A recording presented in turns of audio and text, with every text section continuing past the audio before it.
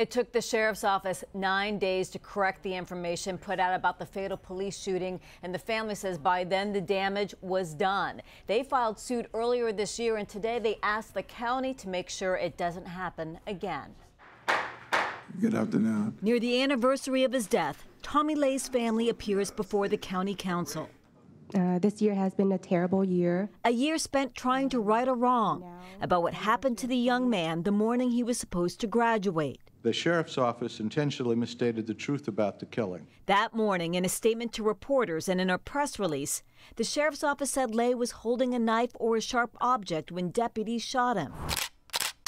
It wasn't until 9 days later the department revealed what that object actually was, a ballpoint pen. But if we're trying to build trust between community and public, it's better if any misinformation that comes from a police agency like the sheriff's office be corrected by that same agency. The Office of Law Enforcement Oversight shared an independent report with the council, confirming the misleading information in the Lay shooting with policy recommendations.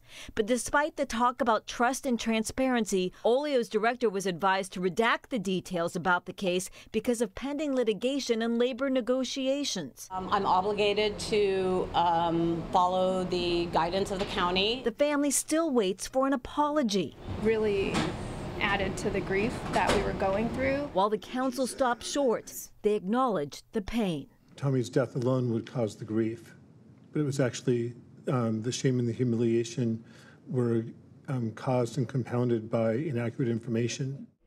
The Lay shooting happened during a previous administration, but Sheriff Mitzi Johagnik issued a statement today saying transparent and truthful communication is one of her top priorities. The report recommends the sheriff's office makes it a priority to notify family members first and proactively update the public with new information without jeopardizing the investigation.